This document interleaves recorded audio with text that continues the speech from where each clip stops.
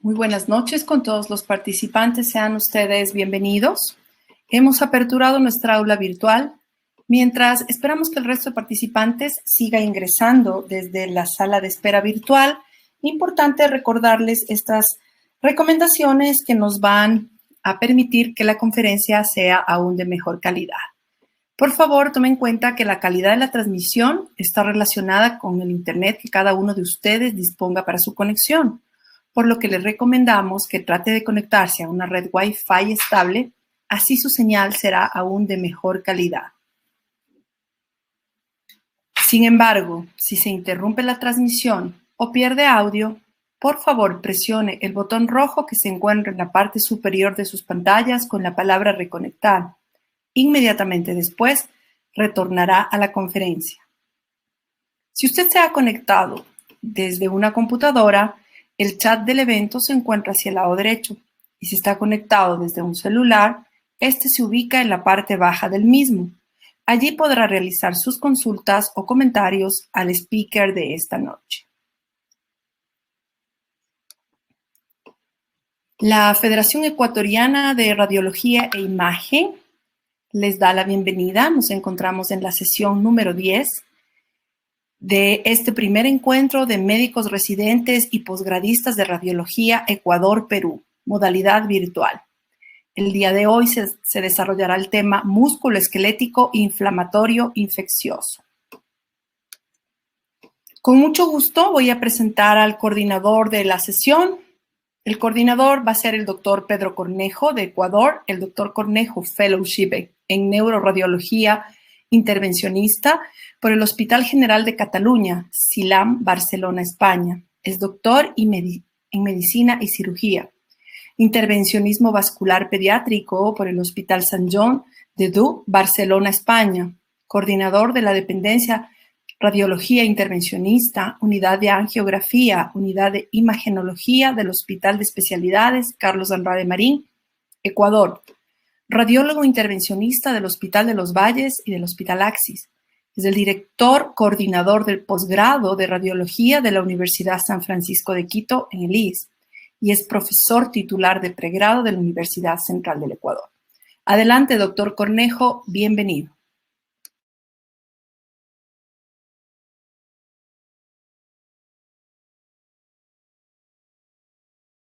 Estar aquí con ustedes reunidas con dignos colegas de nuestro hermano país de Perú y nuestros colegas compatriotas. A continuación es menester hacer una breve pero distinguida enfatización de lo que fue la vida profesional del doctor, ahora fallecido, radiólogo de la ciudad de Cuenca, doctor Fausto Iván Arizaga Guzmán. Es por eso que, pues, hemos hecho esta remembranza.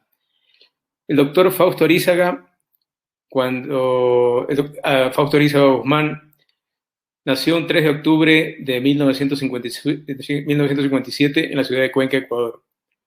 Realizó sus estudios de medicina en la Universidad Católica de Cuenca y posteriormente se trasladó a la Ciudad de México, donde cursó sus estudios de especialización en radiología de imagen en una alta especialidad en radiología oncológica en el Instituto Nacional de Cancerología.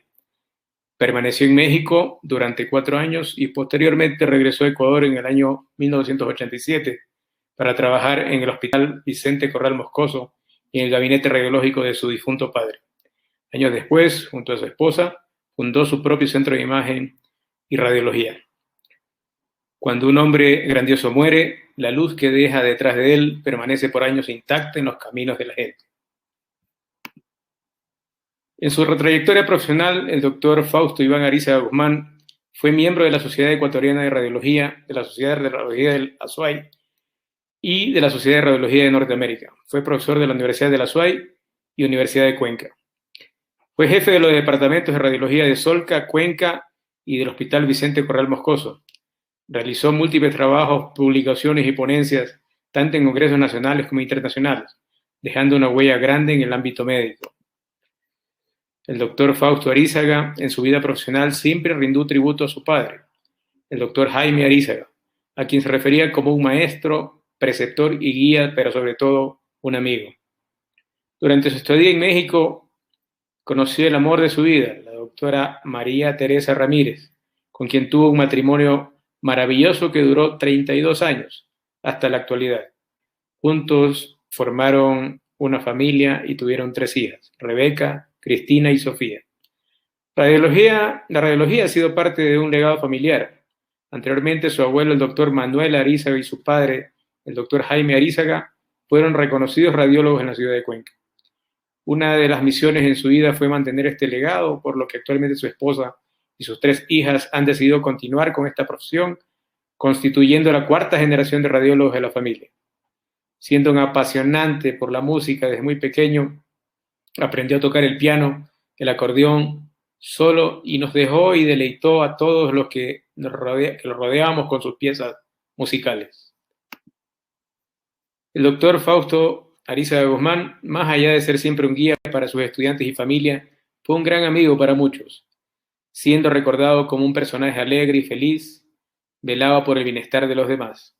En cada reunión, congreso o paseo, vive la memoria del doctor Fausto Arízaga, con una sonrisa en su rostro, dispuesto a conversar, ayudar o apoyar a cualquier persona que se le acercase. Su calidad de personalidad y agradable sentido del humor dejará un gran vacío para quienes lo conocían. El recuerdo de su rectitud, determinación, inteligencia y amor permanecerán indelebles a través del tiempo.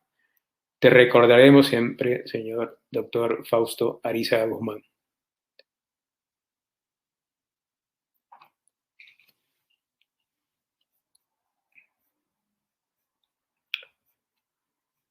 A continuación, vamos a proceder con la presentación de los distinguidos colegas que nos están acompañando hoy en el desarrollo de esta presentación en este primer encuentro de médicos residentes y posgradistas de radiología ecuatoriano-peruanos. El personaje principal de este evento es el doctor Raúl Gallegos, médico residente, médico en formación de la especialidad de radiología, cuyo título de medicina lo obtuvo en la Pontificia Universidad Católica del Ecuador. Estudiante actualmente del 3er año de la especialidad en la Universidad San Francisco de Quito. Como comentarios de especialidad y subespecialidad tenemos al distinguido doctor Juan Figueroa, conocido médico, radiólogo del Hospital Metropolitano y de la Resonancia Magnética Quito, ex jefe de servicio de imagen del Hospital de la Policía, área de trabajo o dedicación músculo-esquelético, miembro de la Federación Ecuatoriana de Radiología y del Colegio Interamericano de Radiología y autor de varios trabajos de investigación y conferencista en muchos eventos. Como representante en el comentario de especialista por parte de nuestro hermano país del Perú, tenemos al doctor Elder Silva, médico cirujano por la Universidad Peruana Cayetano Heredia, especialista en radiología por la Universidad Peruana Cayetano Heredia, residentado en el Hospital Nacional Edgardo Rebagliati Martins, miembro de la Sociedad Peruana de Radiología, miembro del Colegio Interamericano de Radiología, miembro de la Sociedad Europea de Radiología, miembro de la Sociedad Española de Radiología Médica SERAM y jefe de división de cuerpo, médico staff de las divisiones musculoesquelético, cuerpo y neurodiagnóstico. Actualmente trabaja en Resocentro Lima, Perú.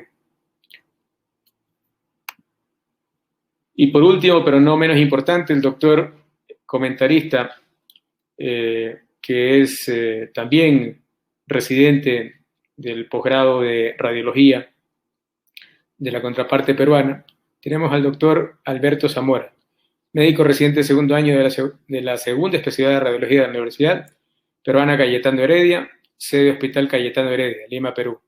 Médico cirujano egresado de la Universidad Privada San Bautista, Lima, Perú, y auditor médico egresado por la Universidad Nacional Mayor de San Marcos. A continuación, el doctor Raúl Gallegos nos va a presentar el tema que nos compete el día de hoy. Adelante, por favor, doctor. Buenas noches, doctor Cornejo. Gracias por su presentación. En este momento voy a proceder a compartir la pantalla. Entonces, me gustaría saber,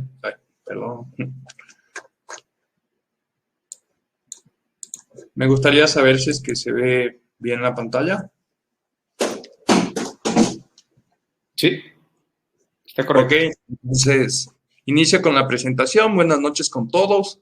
El día de hoy voy a iniciar con la presentación de caso clínico de músculo esquelético. Voy a empezar con la historia clínica del paciente.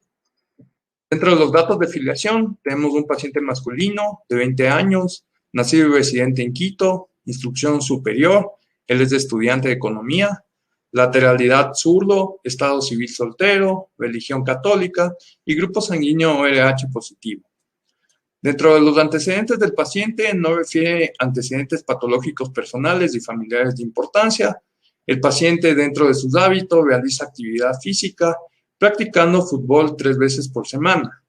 Niega el consumo de alcohol y tabaco, niega el consumo de medicación habitual y no refiere alergias a medicación. El motivo de consulta por el cual acude el paciente es dolor en la cadera izquierda. En la enfermedad actual, el paciente refiere que durante un partido de fútbol presenta choque con otro jugador, generando trauma a nivel de la cadera izquierda, luego de lo cual presenta un dolor EVA 4/10. Este dolor se acompaña de limitación leve para realizar movimientos con el miembro inferior izquierdo, por lo que acude a facultativo para valoración. En el examen físico que realiza el médico que trata al paciente, se ve que realiza movimientos de la cadera izquierda con un leve dolor y hay un leve dolor a la palpación de la articulación coxofemoral izquierda. De acuerdo al criterio de este médico, no requiere un estudio de radiografía para valoración, pero sí solicita un estudio de ecografía de tejido blando a este nivel. Entonces, aquí tenemos los cortes ecográficos del paciente. Hicieron cortes transversales y longitudinales evaluando los tejidos blandos y también hicieron una evaluación en la cadera contralateral. Como podemos ver, no encontramos signos de edema, laceración, hematomas o lesiones en los tejidos blandos. Podríamos ser algo minuciosos diciendo que hay un poco más de desarrollo en la musculatura de la cadera derecha sin que esto sea patológico. Entonces, el estudio fue reportado como normal. Teniendo este resultado, el médico que estaba tratando al paciente decide hacerle una infiltración con corticoides y lo manda a la casa con analgésicos orales y signos de alarma. Luego de una semana de evolución del cuadro clínico, el paciente acude para una reevaluación, ya que presenta dolor que no cede con la medicación. El médico le solicita una biometría hemática y reactantes de fase aguda. En la biometría hemática, como podemos ver, hay una discreta neutrofilia con una leve neutropenia. Y como podemos ver, la PCR se encuentra dentro de parámetros normales. También se solicitó una resonancia magnética, que son las imágenes que voy a exponer en este momento. Entonces aquí tenemos cortes axiales potenciados en secuencia T1, en donde podemos ver que a nivel del hueso ilíaco izquierdo vamos a tener alteraciones de la intensidad de la región medular del hueso. Y en los cortes más superiores vamos a ver que hay irregularidad de los bordes del mismo. En estos estudios es muy importante hacer una comparación con el hueso contralateral. Entonces, como vemos, el hueso ilíaco derecho tiene una intensidad homogénea y los bordes también son muy bien definidos. Aquí tenemos una imagen ampliada de cómo se ve la parte más superior del hueso ilíaco izquierdo y podemos ver la alteración en la intensidad del hueso y también la alteración en la regularidad de los bordes. Aquí tenemos dos cortes coronales potenciados en secuencia T1, en donde los hallazgos que son más significativos son este engrosamiento difuso de los bordes del hueso y esta alteración de la intensidad normal del hueso como una lesión hipointensa. Aquí tenemos cortes coronales potenciados en secuencia T2 con supresión de la grasa, en donde podemos ver que en las regiones que teníamos de alteración de la intensidad, vamos a ver áreas hiperintensas en esta secuencia, que son correspondientes al edema óseo que se ve, que comparado con el hueso contralateral, podemos ver que en realidad este es parte de la intensidad normal y vemos la diferencia entre los dos tipos de médula. Algo que es importante también señalarlo es que también hay presencia de edema en los tejidos blandos adyacentes. En este caso, en el músculo iliozoas que se encuentra adyacente al hueso ilíaco del lado izquierdo. Aquí tenemos cortes coronales ampliados de esta región específica, en donde podemos ver la reacción perióstica, la presencia del edema óseo y también la presencia del edema en los tejidos blandos. Aquí tenemos cortes sagitales que básicamente nos van a demostrar lo mismo, la afectación de los tejidos blandos, la alteración de los bordes con esta reacción perióstica y los cambios de intensidad producidas por el edema óseo. Entonces, con la resonancia magnética anterior, el estudio fue reportado que los hallazgos eran sugestivos de un cuadro infeccioso. Sin embargo, por el cuadro clínico que no era tan severo y por los exámenes de laboratorio, el médico decide hacer un manejo ambulatorio. El paciente refiere que en las primeras 3 semanas del manejo ambulatorio, en realidad él se sintió mejor con la medicación, pero a partir de la 4ª semana, los síntomas empeoran y el paciente comienza a presentar un dolor intenso y limitación funcional de la cadera izquierda, decaimiento, y en el examen físico presentó fiebre de 40 grados, frecuencia cardíaca de 110 por minuto y frecuencia respiratoria de 22 por minuto. Le hicieron unos nuevos exámenes de laboratorio en donde, como vemos, hay una neutrofilia marcada, una linfopenia que también es marcada. Aparecen también signos de anemia normocítica, normocrómica, y algo que llama bastante la atención es el aumento sustancial de la PCR. A este paciente también le hicieron una resonancia magnética de control, en donde, como podemos ver en estos cortes coronales potenciados en secuencia T2 con supresión de la grasa, va a haber la presencia de edema óseo y vamos a ver esta lesión específicamente. Esta lesión que tiene una región periférica, que es hipointensa, y una región más interna o central, que es hiperintensa. Aquí tenemos cortes coronales específicos de la cadera izquierda, en donde además de los hallazgos que ya les comenté con anterioridad, podemos ver también la presencia de líquido dentro del hueso, con estas áreas de diferente intensidad que corresponden al edema óseo. Aquí tenemos cortes sagitales potenciados en secuencia T2 con supresión de la grasa, en donde podemos ver la afectación de los tejidos blandos con estas áreas hiperintensas que corresponden al edema, esta región irregular del hueso que ya habíamos visto en el estudio anterior, que corresponde a la reacción perióstica, las áreas de edema, y podemos ver un poco más específicamente la lesión que les había dicho con anterioridad, que en su porción periférica tiene estas áreas hipointensas y en su porción central tiene estas áreas hiperintensas. Aquí tenemos cortes axiales potenciados en secuencias T2 con supresión de la grasa, en donde principalmente podemos ver el engrosamiento difuso del hueso con áreas de edema a nivel de este hueso que está afectado, y también podemos ver el área de edema que se encuentra a nivel del músculo iliozoas ipsilateral. Aquí tengo un corte axial ampliado en donde podemos ver cómo se ha dado este cambio a nivel del hueso, y podemos ver que también hay afectación ya a nivel del músculo glúteo menor. Aquí tenemos cortes axiales potenciados en secuencia T2 como estudio comparativo, demostrando que las áreas en donde veíamos hiperintensidades cambian a ser hipointensas y que se mantiene esta área cortical engrosada de bordes mal definidos que en comparación al contralateral son patológicas. Aquí tenemos cortes coronales potenciados en secuencia T1, en donde básicamente vamos a ver los bordes irregulares de la cortical del hueso, y en las áreas donde teníamos regiones hiperintensas de líquido, vamos a ver que en esta secuencia van a ser hipointensas. Entonces, bueno, para ver el diagnóstico diferencial de esta patología, me parece importante señalar los hallazgos que son más significativos.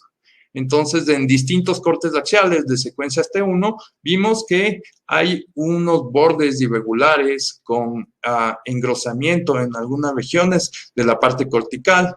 También vimos que a nivel de los tejidos blandos adyacentes vamos a tener la presencia de edema y afectación de los mismos de manera focal. Y algo que es muy importante es esta lesión que pudimos identificar, que en su parte periférica es hipointensa y en su parte central es hiperintensa. Entonces, quisiera preguntarle si continúo con la exposición o hacemos una pausa aquí. Según el formato, estimado Raúl, debes continuar hasta el final, hasta que Perfecto. tú llegues Perfecto. a un diagnóstico de presunción, un diagnóstico definitivo.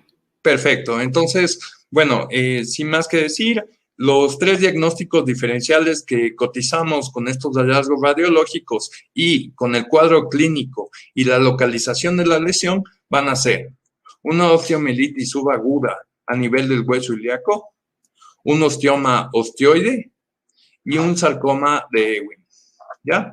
Entonces, bueno, ¿qué elementos podrían respaldar este diagnóstico? En las osteomielitis subagudas y en los procesos de osteomielitis vamos a ver una reacción perióstica por mecanismos fisiopatológicos que los vamos a abordar más adelante. También es común que haya una afectación de los tejidos blandos adyacentes con áreas de edema en su nivel de contacto con el hueso. Y algo que es muy característico, que podría corresponder a esta patología, es la presencia de un absceso de Brody. El absceso de Brody, como sabemos, es un hallazgo característico de una osteomielitis subaguda y en secuencia T1 vamos a ver que el área que está más periférica va a ser hiperintensa y el área que está más central va a ser hipointensa. Aquí, como tenemos una secuencia T2, vemos que el área más periférica va a ser hipointensa y el área más central va a ser hiperintensa. Entonces, de acuerdo al cuadro clínico, podría ser un buen prospecto de diagnóstico. En cuanto al osteoma osteoide, como sabemos, es un tumor benigno que se da con frecuencia en pacientes de 10 a 25 años. Entonces, de acuerdo al rango de edad, podría corresponder a nuestra patología. Tenemos que recordar que el hallazgo más significativo de esta patología es la presencia de un nido que tiene un anillo esclerosante. Entonces, en resonancia magnética puede verse como en las secuencias T2 como un centro hipointenso con una periferia hiperintensa, lo cual de alguna forma no nos queda tanto en el diagnóstico. Y algo que me parece muy importante es que el osteoma osteoide puede presentarse en cualquier hueso del organismo, pero lo más frecuente es que se dé en huesos largos.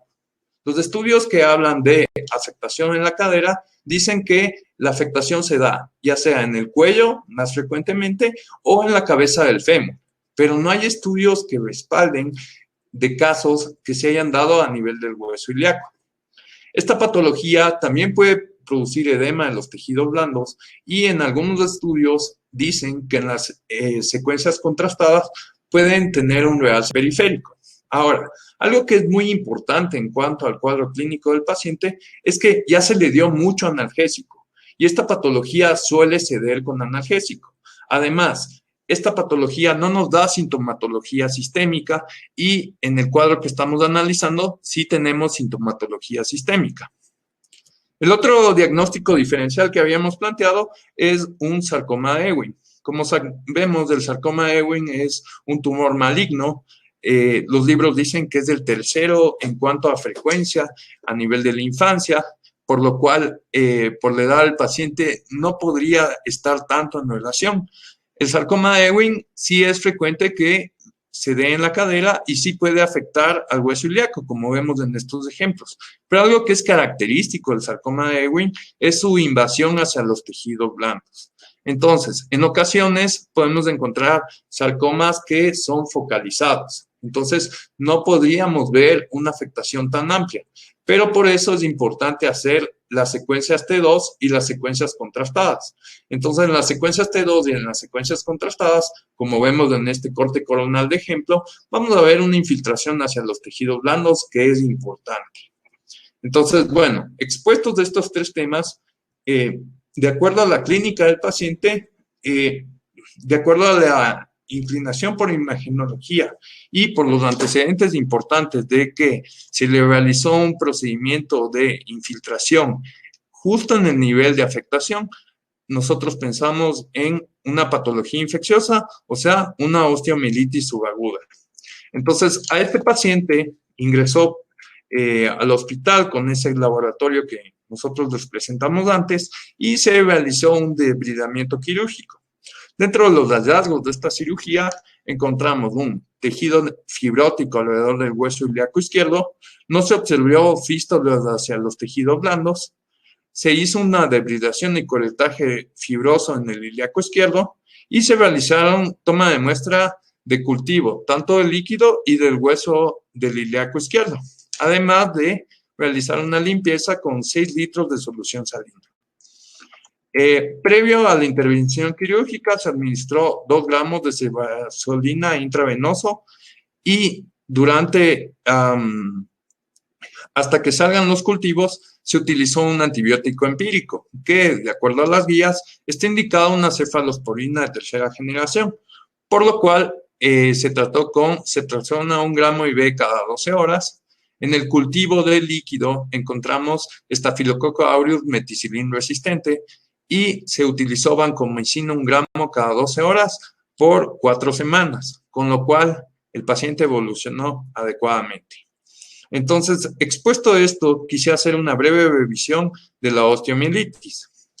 Entonces, bueno, como sabemos, la osteomielitis es una infección del hueso, especialmente de la porción medular del hueso, pero se puede extender a los tejidos blandos. De acuerdo a los estudios, se ha reportado que el agente causal, hasta en el 95% de los casos, es del Staphylococcus aureus. A la osteomielitis la podemos dividir en aguda, subaguda y crónica, y algo que es muy importante son los hallazgos que vamos a ver por imagen, ya que estos nos van a permitir saber la evolución de esta patología. Esta patología se puede dar tanto en pacientes pediátricos como adultos y las causas de los mismos pueden ser distintas. Entonces, en los pacientes pediátricos vamos a ver que va a estar fuertemente relacionado a la parte circulatoria y en los pacientes adultos va a estar más relacionado a procedimientos o patología que involucren a trauma a nivel de las extremidades.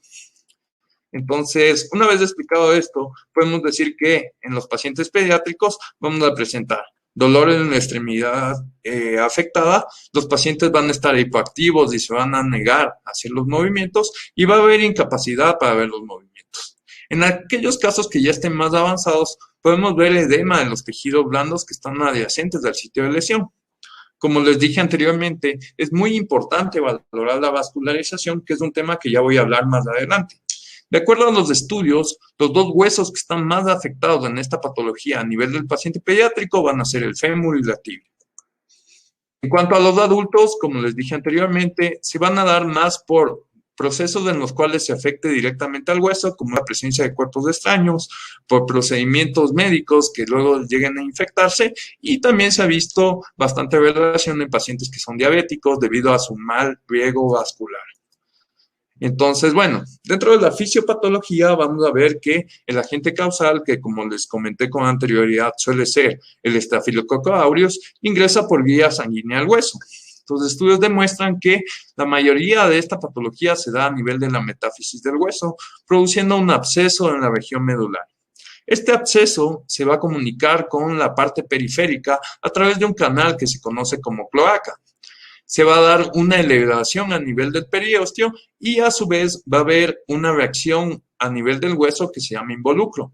Esto permite que el cuadro infeccioso se extienda a través del hueso.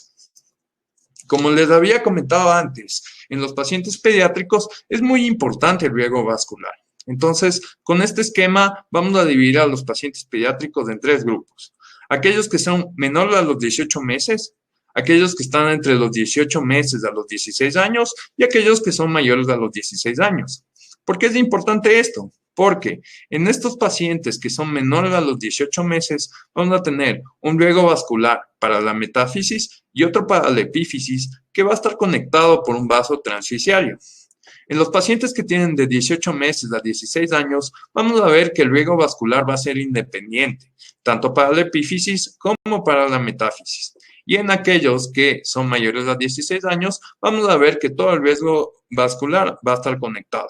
¿Por qué es importante esto? Porque se ha dicho que en los pacientes pediátricos que están entre 18 meses a 16 años, es muy poco probable que se produzcan infecciones a nivel de la epífisis por tener una vascularidad independiente. Sin embargo, aquí tengo un ejemplo de un paciente de 10 años, en donde en esta radiografía AP podemos valorar que a nivel de la epífisis distal del fémur tenemos esta imagen radiolúcida. A este paciente se le solicitó una resonancia magnética contrastada, en la cual, como podemos ver, tenemos el área que corresponde al área de infección y que hay un ávido contraste en la ávida captación de contraste en la región de infección. En este caso, en la parte distal de la epífisis del fémur. Pasando a la osteomielitis subaguda, como les había dado un adelanto en el diagnóstico diferencial, tenemos un cuadro que es característico, que es la presentación del absceso de Brody. Este va a ser un absceso que está caracterizado por varias capas. Entonces, yendo de interno hacia externo, vamos a tener un contenido purulento, seguido de tejido de degranulación, seguido de un área necrótica y seguido de una zona de penumbra. Estos van a tener hallazgos característicos de resonancia magnética que ya los voy a exponer más adelante. En cuanto a la osteomielitis crónica, vamos a tener una colección purulenta que va a estar fuera de contacto del riego sanguíneo normal. Entonces, esto genera un problema en el paciente. ¿Por qué? Porque al no tener contacto con el riego sanguíneo normal, no va a estar afectado ni por la inmunidad propia del paciente, ni por las drogas que se administran. Este va a presentar cambios específicos, como es la reacción del hueso a la infección, que se llama involucro, la presencia de hueso dentro de la colección purulenta, que se llama secuestro, y la presencia de fístulas con material purulento hacia los tejidos adyacentes. Muy importante saber cómo es la evolución de la patología y cómo ésta se distribuye. Entonces, como les dije anteriormente, por lo general inicia a nivel de la metáfisis, luego se expande lateralmente, luego va a dar una elevación del periósteo, luego esta elevación del periósteo va a generar una reacción de involucro y a través de esta reacción va a distribuirse a través del hueso. Es importante también analizar una cosa, en aquellas articulaciones que son sinoviales, si es que tenemos una afectación que está cubriendo el cartílago sinovial o la cápsula articular, vamos a ver que va a haber un esparcimiento rápido por toda la articulación. En cambio, en aquellos pacientes que la afectación está por debajo de esta estructura, se va a expandir más hacia caudal o distal a la articulación sinovial. Entonces, bueno, dentro de los métodos de imagen que podemos evaluar esta patología, tenemos casi todos los métodos, pero ¿cuáles son los mejores, los que nos van a dar más hallazgos? Vamos a tener la radiografía, la ecografía y la resonancia magnética. La radiografía es el estudio inicial, se puede confundir en algunas ocasiones con osteopenia, con destrucción osteolítica, van a generar un engrosamiento del periósteo y van a generar pérdida de la arquitectura del hueso. ¿Cuáles son los limitantes de este estudio? Que no se ven cambios en los primeros 10 días, no permite ver la afectación de los tejidos blandos y no nos permite hacer una reconstrucción multiplanar, entonces no podemos evaluar ampliamente esta patología. Entonces aquí tenemos algunos ejemplos de radiografía en donde, como podemos ver, existe esta elevación de la parte cortical y esta alteración de los contornos normales del hueso que se refieren a reacciones periósticas. Este ejemplo nos demuestra que en muchas ocasiones pueden simular una fractura, como vemos de esta línea radiolúcida a nivel de la porción proximal del húmero. Y en ocasiones también ya podemos ver cuadros avanzados. Entonces, si nos fijamos con detenimiento, aquí a nivel del húmero distal, vamos a ver esta porción que se encuentra separada, que corresponde a un área de secuestro. Y algo que es importante es que hay una distorsión de la arquitectura del hueso. El siguiente estudio que podemos hacer es de ecografía. La ecografía sí nos ayuda a ver cambios agudos. Como ustedes conocen, la limitación principal de este estudio es que es operador dependiente. Dentro de los hallazgos que tenemos en ecografía podemos encontrar la presencia de colecciones. Estas colecciones pueden comprimir a los tejidos blandos que se encuentran adyacentes a las estructuras óseas afectadas. Podemos encontrar que va a haber hiperemia de los tejidos blandos adyacentes y algo que es importante es que va a haber un engrosamiento significativo de la cortical a este nivel. Una herramienta importante de la ecografía es que también nos sirve para hacer un buen manejo del drenaje de colecciones que se pueden producir por esta patología con intervencionismo percutáneo. La tomografía... Raúl, perdón. Tienes un minuto, Raúl. Ok. Bueno,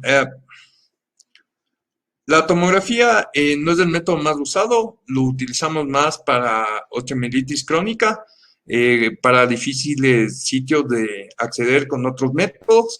Y bueno, el gold standard es la resonancia magnética. Entonces, básicamente, en las secuencias T1, lo que vamos a ver es que van a haber áreas hipointensas. En las secuencias T2, puede haber áreas hipointensas o hiperintensas, dependiendo del caso. Y en ocasiones puede haber áreas que van a estar con una buena captación de contraste. Me parece algo importante, y perdón que me salte, ver osteomielitis subaguda. Entonces aquí tenemos dos cortes coronales potenciados en secuencia T1, en donde podemos ver este hallazgo que es característico, que es el absceso de Brody. Este absceso de Brody tiene esta zona de penumbra, esta zona que va a ser hiperintensa, que es el tejido de granulación, y esta zona que es hipointensa, que corresponde al material purulento. Esta era una secuencia contrastada, entonces podemos ver que sí hay captación de contraste, y bueno, podemos ver que en las secuencias T2 va a ser hiperintenso en la parte central e hipointenso en la zona periférica. Bueno, en la parte de osteomielitis crónica, como les dije anteriormente, vamos a ver la presencia de secuestro, la presencia de fístulas hacia los diferentes tejidos blandos que van a conectar el material purulento y van a infectar a las otras estructuras. Aquí tenemos otros ejemplos de lo antes expuesto, y también se ha reportado que se puede hacer cintigrafía, pero no nos da hallazgos descriptivos relevantes. Bueno, las conclusiones son las que están aquí expuestas, que por parte del tiempo no las voy a leer. Y bueno, esta es la bibliografía que utilicé para esta charla. Un agradecimiento a todos los presentes por su atención. Un agradecimiento a la Federación Ecuatoriana de Radiología por permitirme participar en este evento. Y un agradecimiento muy especial a todos mis tutores del Hospital Metropolitano, ya que ellos me guiaron para realizar esta charla. Gracias. Muy bien, muchas gracias, Raúl. A continuación tenemos la participación del doctor Alberto Zamora, quien es el par de la colaboración peruana, para comentar este caso clínico radiológico. Adelante, doctor Alberto Zamora. Muchas gracias, doctor. Buenas noches a todos con los presentes y gracias por la invitación. A la vez, poder felicitar al colega doctor Gallegos por la magnífica presentación, muy buen caso representativo de esta patología que es relativamente común en nuestro medio también, ¿verdad? Es frecuente poder, pues, relacionarlo también con las artritis sépticas, ¿verdad? Que se puedan presentar condicionando, pues, una osteomielitis, ¿no? Y en este caso, pues, estaba cerca a la articulación de la cadera y esta puede haberse comprometido en algún momento si es que pues no se detectaba o no se diagnosticaba de manera correcta, ¿no? Perdón, doctor, que le interrumpa un segundo. Si es necesario, usted cree pertinente, podemos aprovechar que Raúl nos ponga alguna imagen, si es que es bueno para que usted haga de mejor manera su comentario. Sí, doctor, quizás de repente las imágenes que ha puesto en el caso de resonancia magnética, ¿no? En la secuencia Raúl, por favor. Y T2 posterior que se tomaron, pues comentar, ¿no? Ir comentando progresivamente en cuanto a la evolución, pues, ¿no? De esta osteomielitis, pues, ¿no? Recordamos, pues, que dentro de las 24, 48 horas, pues se va a presentar pues un edema un edema óseo que de repente pues no puede ser pues detectado de manera tan clara con la ayuda de la radiografía, que pues es uno de los métodos iniciales más rápido, pronto y a la vez tenemos a la mano, ¿no? Posterior pues entre los 7 y 10 días, ¿no? Vamos a tener ya pues algunas formaciones, unas lesiones líticas que como mencionó también el doctor, pues pueden ser positivas a la gammagrafía, ¿no? Pero que no son muy específicas, pero en el contexto clínico podríamos orientarnos un poquito más para el diagnóstico, ¿no? Dentro de las 2 a 6 semanas ya pues ya vamos a ver la destrucción ósea progresiva, la presencia del absceso de Brody, ¿no? Las lesiones que se van a ir presentando en el hueso, ¿verdad? Y estas pues ya características de osteomielitis se van a representar pues en la radiografía convencional que nosotros conocemos, pues, ¿no? Se menciona que más o menos la osteomielitis debe extenderse por lo menos 1 centímetro y comprometer entre el 30 a 50% del contenido mineral óseo para producir cambios notables en la radiografía simple, ¿no?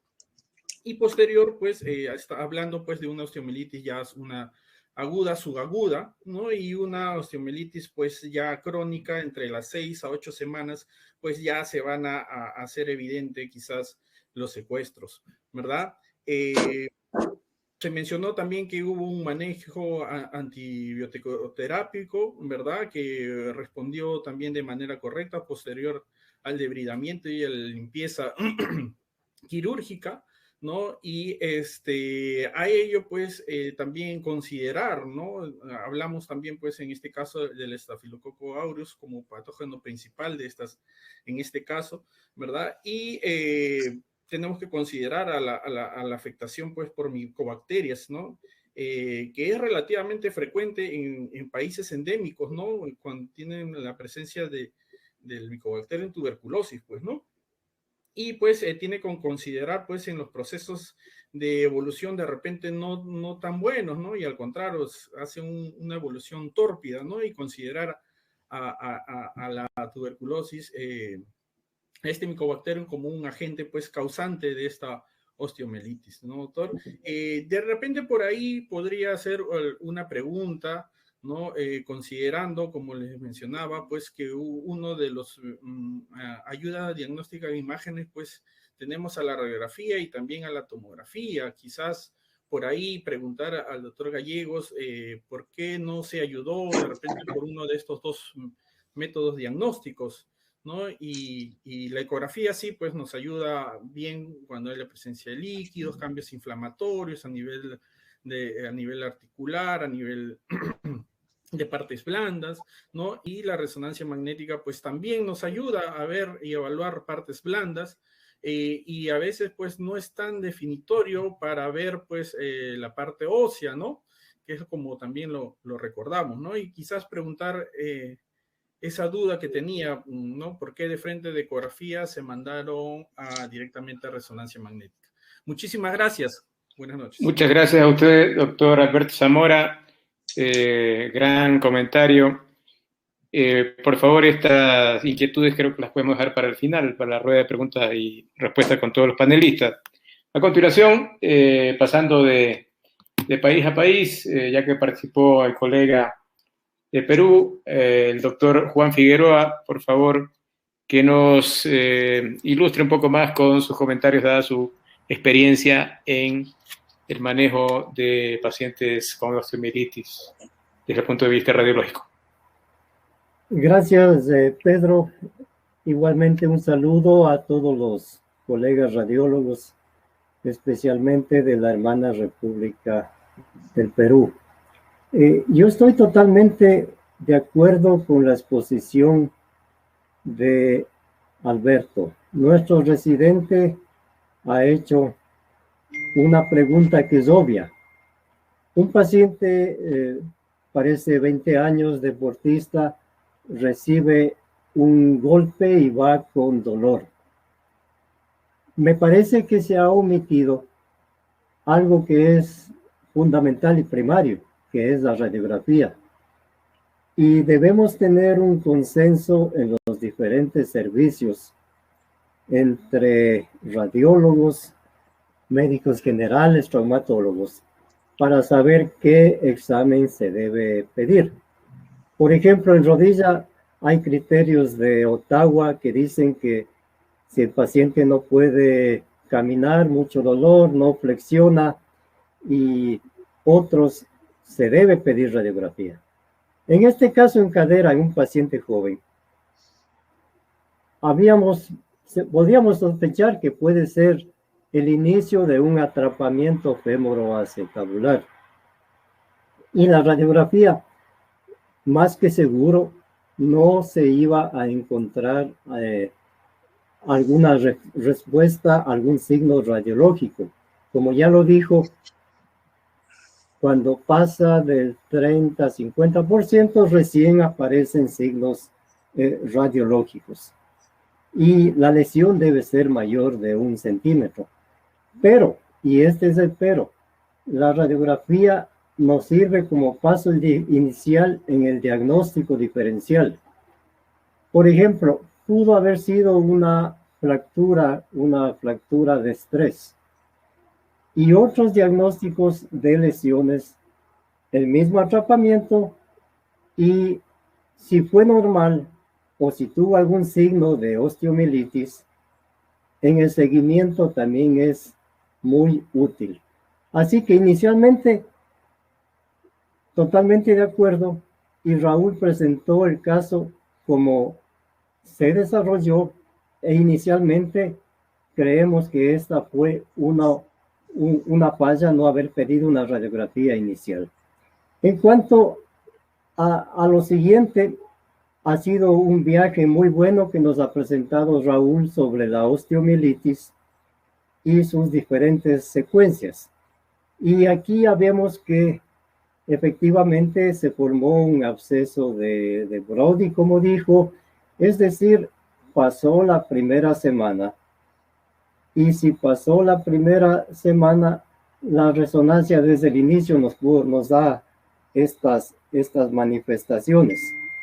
Y complementariamente, la resonancia magnética, cuando es posible, se lo puede hacer contrastada porque eso grafica mejor y permite diferenciar un proceso inflamatorio de un proceso séptico, en este caso de un absceso intraóseo y obviamente de un tumor. Entonces, en el diagnóstico diferencial sí nos ayuda tener a mano el contraste endovenoso. No siempre es posible y simplemente yo les quiero recordar que el desarrollo de la resonancia magnética es muy grande con las diferentes secuencias y ahora se utiliza rutinariamente difusión, el ADC y otras vasculares neurográficas que son parte del manejo diario de las resonancias. Y no solamente la difusión y el coeficiente, el mapa, se usa en tumores, también se usa en procesos inflamatorios e infecciosos. Al haber una inflamación, va a haber líquido y el líquido puede moverse libremente. Pero si tenemos un absceso, no solamente hay líquido, sino hay bacterias, hay pus, hay detritus, membranas. Entonces vamos a tener una restricción de la difusión y vamos a ver unas imágenes hiperintensas en la difusión y el ADC vamos a tener valores bajos. Entonces esto podría obviar inclusive el uso de contraste endovenoso. Y en cuanto al eco, efectivamente, no sé por qué pidió el eco. El eco se usa, puede haber un traumatismo, puede haber una lesión muscular de tendones, una bursitis trocantérica, líquido intraarticular. No sé si ya sospechó el médico que podría iniciarse un proceso infeccioso y quiso usar el eco. Pero inicialmente yo diría radiografía. Después de eso, efectivamente la resonancia tiene un nivel preponderante, y si no se puede resonancia, tomografía o técnicas de gammagrafía.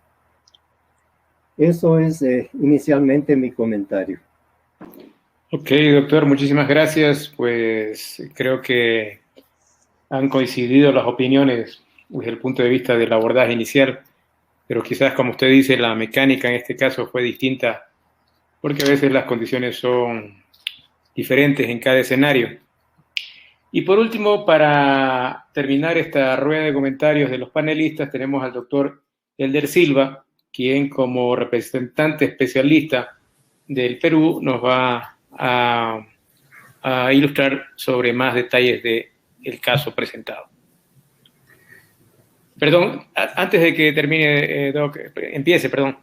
No sé si tal vez ya ahorita que vamos a entrar posterior a su intervención, a la rueda de preguntas y respuestas, si Raúl podría cargar las imágenes del caso para que así ustedes puedan comentar de mejor manera. Raúl. Sí, las imágenes iniciales sería. Sí, ¿cómo está, doctor? Ahorita estamos viendo, bueno, la ecografía y esta sería la resonancia inicial. Entonces, no sé qué estudio quiere ver. Sí, bueno, buenas noches. Muchísimas gracias por la invitación, por participar acá con ustedes. Un saludo especial para nuestros hermanos ecuatorianos. Y bueno, sí, lo has presentado muy bien, Raúl, las imágenes. El caso está muy, muy bonito. Y bueno, sí, igual que pienso también que debió empezarse con rayos X y posteriormente, según los hallazgos, pasar una resonancia. No sé si puede mostrar las imágenes de resonancia, tanto el T1 como el STIR inicial, la supresión grasa en T2. Ok, Doc. Ahorita le estoy enseñando los cortes axiales en T1. No sé si quiere un corte. No las veo. No vemos aquí, Raúl. Ok. Capaz debo volver a compartir. Deme un segundito, ¿ya? Sí. Y yo pensé que sí estaba enseñando. Sí. Deme un segundito, doctor. ¿Cómo no? Bueno, mientras lo vas presentando, o sea, sí, las secuencias para ver la parte ósea, ahora sí. Esas dos secuencias son las más importantes, ¿no? Las secuencias ponderadas en T1, donde el edema medular óseo se ve oscuro. Está muy bien esa imagen. Y en T2, con supresión grasa, vamos a ver pues las zonas de edema hiperintensas en T2, ¿no?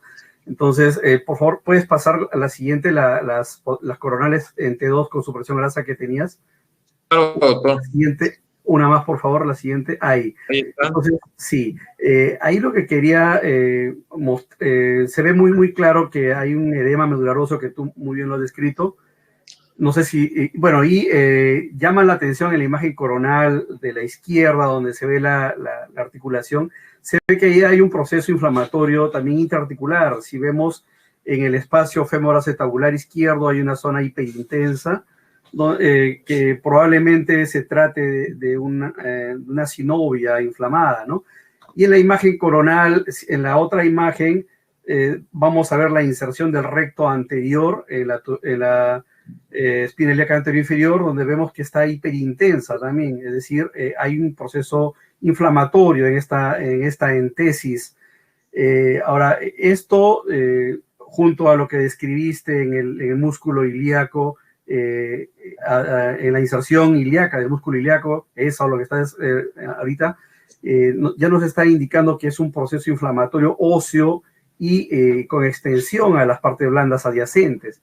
Entonces, esto ya nos está orientando desde el inicio que lo más probable es que sea un proceso infeccioso, que posteriormente, pues, en las siguientes imágenes ya se hizo el absceso de Brody en las siguientes semanas, ¿no?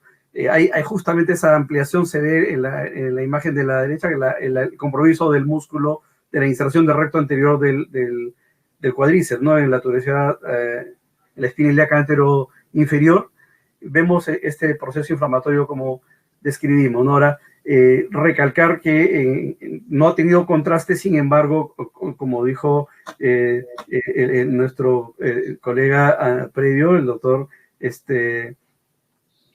el doctor Figueroa, el importante de la difusión, ¿no? O sea, este caso, si hubieran hecho la secuencia de difusión, se hubiera visto una restricción anormal, tanto en la parte ósea, probablemente en los tejidos blandos adyacentes, pero en la parte ósea, y eso nos estaría indicando, pues, sugiriendo que es un proceso infeccioso local, y sumado ya al ADC, calculando el ADC, encontramos pues la diferencia. Un ADC alto nos hablaría más de un proceso inflamatorio infeccioso, y un ADC bajo orienta hacia un proceso tumoral, ¿no? Entonces, probablemente en este caso encontraríamos un ADC elevado, sobre 1.4, 1.5, que muchas veces encontramos en estos abscesos. Y nada, o sea, lo que llama la atención, pues, es probablemente el origen de este paciente ha sido hematógeno. El golpe que recibió fue algo incidental o casual en este caso, y que desorientó al colega inicial y le pidió una ecografía pensando en que era algo de partes blandas, ¿no? Llama la atención las corticales óseas tan engrosadas y de baja señal, como tú ya lo describiste, Raúl. Entonces, probablemente los rayos X hubieran sido de mucha utilidad. Como sabemos, la resonancia ve muy bien la médula ósea, la inflamación de la médula ósea, pero ya la parte más bien calcificada del hueso, la parte no la ve muy claramente, ¿no? Si acá en esta resonancia magnética ya vemos un engrosamiento de las corticales óseas, lo más probable es que en los rayos X hubiéramos encontrado una zona de esclerosis, hubiéramos visto mejor la reacción perióstica, que está muy bien descrita por tu persona. Y nada, o sea, creo que es el orden, debe ser empezar por unos rayos X, para una osteomielitis estoy hablando, y pasar a una resonancia, como lo ha descrito, que es el gold estándar, ¿no? El gold estándar para osteomielitis actualmente es la resonancia magnética. Tenemos mucha experiencia en el centro de trabajo con pies diabéticos, en las cuales ahí sí es un poco difícil diferenciar una osteomielitis de una neuropatía diabética, ¿no? De la cual también hay edema, pero ya los otros signos de la captación del contraste, o el edema o la difusión positiva, estamos ya orientando hacia el proceso infeccioso. Lo único, en este caso en particular, hubiera sido añadirle una difusión en las secuencias que has presentado, y creo que hubiera dado más luces para el diagnóstico, pero totalmente de acuerdo, y te felicito por la descripción que has hecho de la osteomielitis. Muy buena revisión. Nada, eso es lo que Gracias, doctor. Ok, invito por favor a todos los panelistas, a todas las personas que han intervenido en esta charla, para que pasemos al segmento de preguntas y respuestas. Por favor. A través del chat hay una persona, el doctor Tito Rendón, que dice: felicitaciones, doctor Gallegos, usted como auditor médico. No sé si es el doctor Gallegos el auditor o el doctor Alberto Zamora. Yo no soy auditor. Entonces el doctor Zamora debe ser. El doctor Alberto Zamora debe ser el auditor. ¿Qué opinión le merece el manejo de este caso? Dice: ¿el manejo fue correcto? Bueno, yo creo que ya se ha contestado en parte esta pregunta. Sin embargo, pues está libre albedrío de quien quiera decir algo más. Desde el punto de vista de imagenología, estuvo bien pedir un eco y no una radiografía primero. ¿Qué posibilidad hay de que el paciente vuelva a presentar un nuevo caso de osteomielitis? No sé si alguien, por favor, quisiera colaborar con esta inquietud. Sí, a mí me gustaría participar, doctor. A ver, adelante. Doctor, mucho gusto. Aún no tengo el gusto de ser auditor médico, capaz de algún día. Pero bueno, sí me gustaría decir que muchas veces el campo radiológico se encuentra limitado, porque el solicitante de pronto no solicite el estudio que está dentro del protocolo. Entonces, como hice en la revisión del tema, yo estoy de acuerdo con todos los comentaristas en que el estudio inicial debe ser la radiografía. Ahora, me parece importante ubicarnos en la cronología del caso. Entonces, tenemos un campo desconocido porque se solicitó un estudio de ecografía previo. Un dato que me parece importante, no sé si lo mencioné en el diagnóstico diferencial, es que se hizo una infiltración con corticoide. Entonces, eso también puede ser una vía de inoculación para el proceso infeccioso. Estoy de acuerdo también con los expositores. Está descrito en la bibliografía que algo que sí nos puede ayudar es la presencia de resonancia magnética con contraste. Como vemos, particularmente en el absceso de Brody, en su capa de tejido de degranulación, hay una buena captación del contraste, y en el diagnóstico diferencial también es muy importante las secuencias contrastadas, además del aporte que nos hicieron los comentaristas en cuanto a la difusión. Me parece que de pronto el manejo no fue el adecuado. Tenemos que recordar que el primer estudio se realizó en las primeras horas del cuadro clínico, entonces es muy difícil que se encuentren hallazgos en la radiografía. Si es que se pidió eco o radiografía, era difícil encontrar hallazgos. Ahora, en la segunda visita hubiese sido bueno tener una radiografía porque, como nos comentó el doctor Silva, ya se ve en la resonancia cambios a nivel del perióstico importantes. Entonces, íbamos a encontrar necesariamente en la radiografía estas reacciones periósticas y alteración de la arquitectura del hueso. Pienso que es un problema de todos los radiólogos que de pronto no tenemos la mejor comunicación con los médicos solicitantes, y en algunas ocasiones también nos falta información para poder realizar los informes. Pero, sin embargo, pienso que los hallazgos radiológicos en este caso sí fueron los adecuados, y también considero que el cuadro clínico ayuda. Si bien los exámenes de laboratorio en el primer control no fueron los más significativos, vemos que en el segundo control sí fueron significativos. Entonces, el cuadro clínico del paciente con los exámenes de laboratorio y con los hallazgos que vimos por imagen nos ayudó mucho para definir el diagnóstico de este paciente. Ok, doctor Alberto Zamora, tal vez usted como sí auditor quiera referirse un poco al tema. Sí, recordemos que el médico auditor aquí en todos los países pues se basa en guías de práctica clínica, ¿no? Y eso es lo que va a buscar en historia clínica, ¿no? Si el médico ha continuado o ha seguido el manejo según la sospecha, pues, ¿no? De este diagnóstico, en este caso de la osteomielitis, ¿no? Y pues si ha seguido secuencialmente, pues, el apoyo diagnóstico de imagen, ¿no? Junto con el laboratorial y pues obviamente los hallazgos clínicos. Y pues por eso era mi pregunta, ¿no? De por qué no se inició de repente con una radiografía, pero ya los colegas especialistas, expertos, pues han comentado ya ampliamente sobre esto, ¿no? Gracias. Ok, hay una pregunta del doctor Alejandro Montalvo. Él también es un estimado médico recién graduado hace poco del posgrado de la San Francisco. O sea que es de la misma alma mater que Raúl Gallegos. Él pregunta, bueno, yo creo que ya contestó el doctor Silva algo de esto, me parece, diferenciando los valores del ADC entre lesiones tumorales y lesiones infecciosas. Pero él dice cuáles serían los valores de corte de ADC para abscesos o colecciones. Bueno, ahí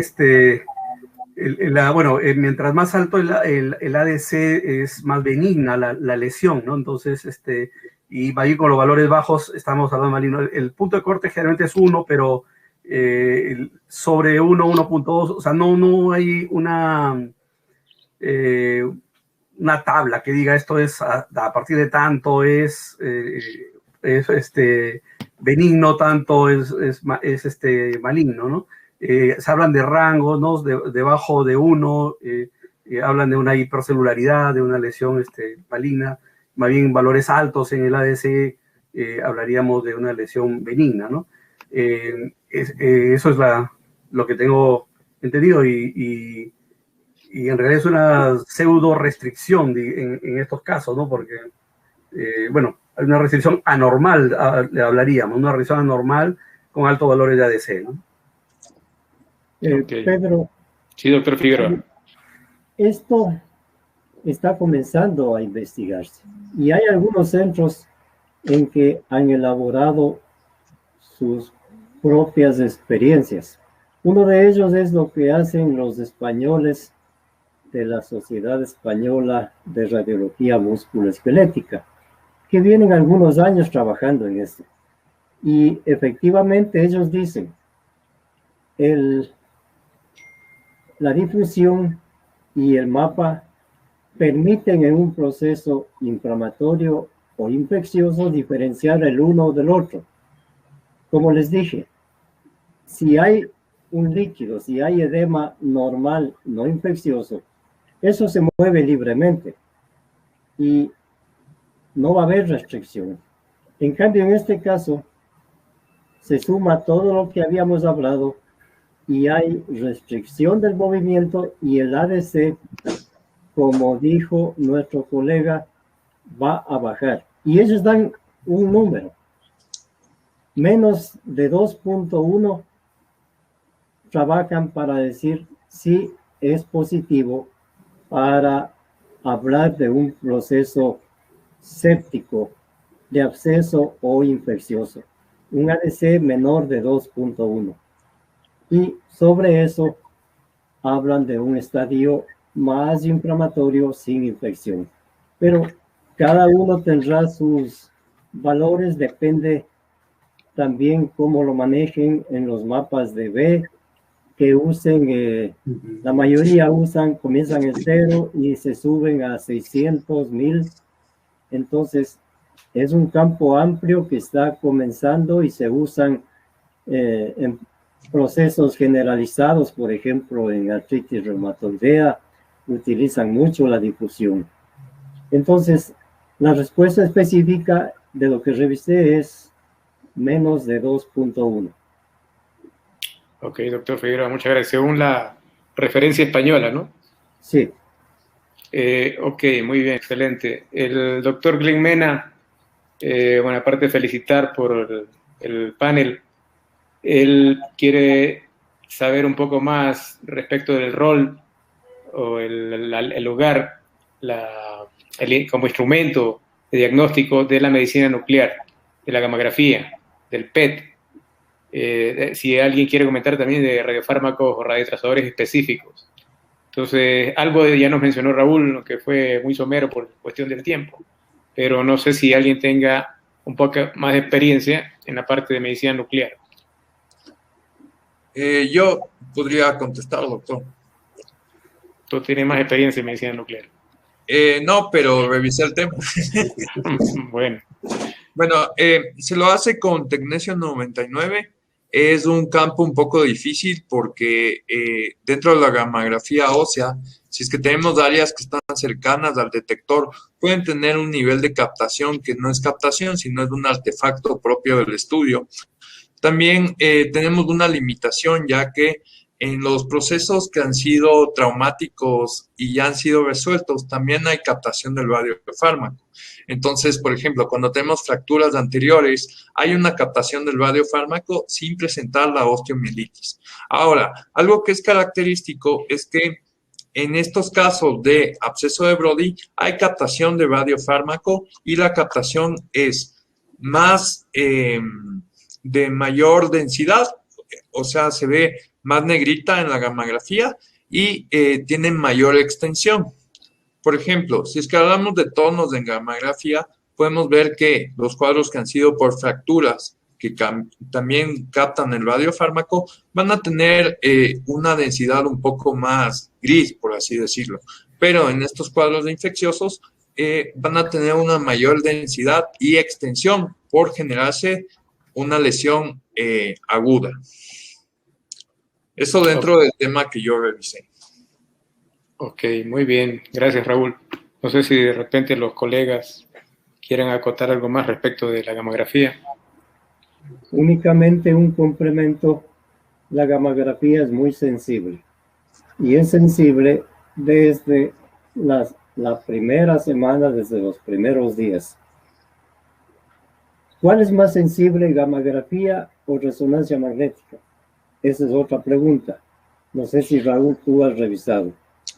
De lo que tengo entendido es más sensible la gamografía, pero los aportes en cuanto a la distorsión de la arquitectura del hueso, los hallazgos que tenemos en cuanto a la reacción perióstica y principalmente la afectación de tejidos blandos y la extensión de la enfermedad, estos hallazgos no nos va a dar la gamografía. Entonces es importante hacer esta diferencia porque si bien es un método que es más sensible, no necesariamente nos da el aporte que nos puede dar la resonancia magnética. Y tú estás contestando la segunda parte que iba a decirte.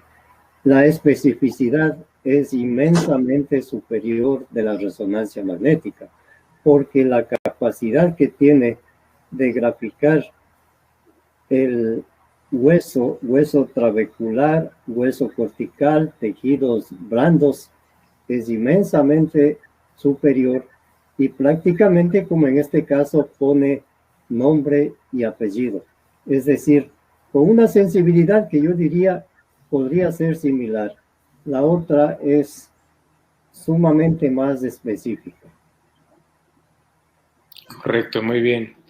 Si me permiten, yo tengo un par de inquietudes. Hay una clasificación de Roberts y de Glenhill para la osteomielitis en cuanto a su topografía, a sus características, que inclusive según una evolución cronológica pueden esos estadios o esas clases dentro de estas clasificaciones de Roberts y Glenhill hacer un diagnóstico diferencial según la etapa en que se encuentre. Por ejemplo, si se trata de una lesión osteolítica, por ejemplo, en etapa inicial, digamos, si ese fuera el caso, ¿no? Se podría hacer diagnóstico diferencial con un granuloma eosinófilo. Si se trata de una lesión con secuestro y con un anillo reactivo, pues podría ser el caso del osteoma osteoide, como nos mostró Raúl, etcétera. Entonces, no sé si de repente alguno de los colegas del panel pues pueden hablarnos al respecto, ya que eso es conocido en los textos.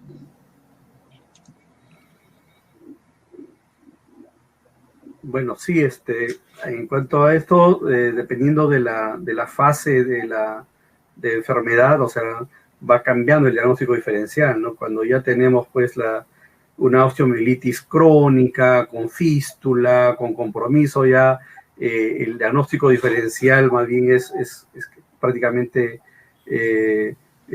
o sea, se queda solamente en osteomielitis crónica, ¿no? En cambio, las fases iniciales es donde el diagnóstico diferencial es más amplio, ¿no? Ese es uno. Ahora, otro punto importante que quería responder a una de las preguntas iniciales es sobre el seguimiento, ¿no? En cuanto a al tratamiento, el paciente puede recibir una cirugía como en este caso, recibir antibiótico terapia.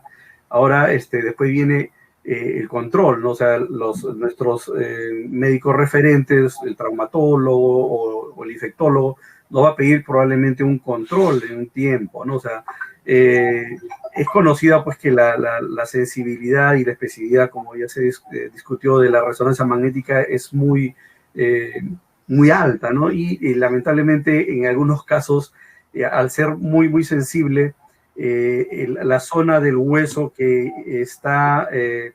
ya estuvo infectado y luego pasa a un proceso de recuperación, todavía va a persistir con cierto edema medular óseo, y se describe pues que el edema medular óseo puede durar hasta 6 meses después de un trauma o de una fractura. Igual en una osteomielitis el edema puede perdurar, ¿no? Los marcadores de los reactantes de fase aguda pueden disminuir, la PCR, la velocidad de sedimentación pueden bajar, el paciente clínicamente puede estar asintomático y por resonancia magnética aún podemos encontrar zonas de edema, ¿no? Y muchas veces, pues, como radiólogos tenemos la dificultad, los que hacemos resonancia tenemos la dificultad de decir, pues, si hay actividad o no.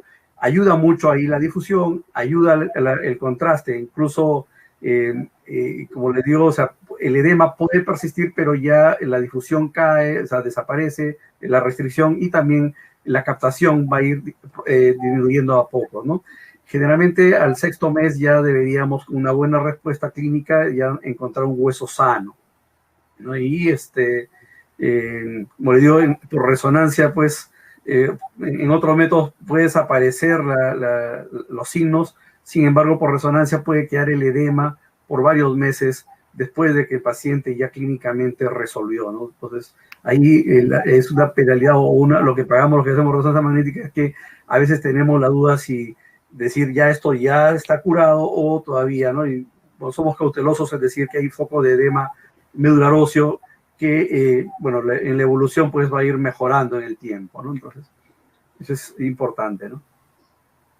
Ok, yo creo que estamos sobre el tiempo. Pues si no hay algún otro comentario adicional con el que quieran finalizar los doctores que intervienen en el panel, pues estaríamos cerrando la actividad y pues satisfactoriamente, creo yo, para toda la audiencia y todos los internautas. Bueno, muchísimas gracias, doctor Juan Figueroa, muchísimas doctor gracias. Silva, doctor Zamora y especialmente doctor Gallegos, felicidades por la presentación. Muchas gracias. Gracias. Buenas noches. Gracias, buenas noches. Hasta luego. Buenas noches.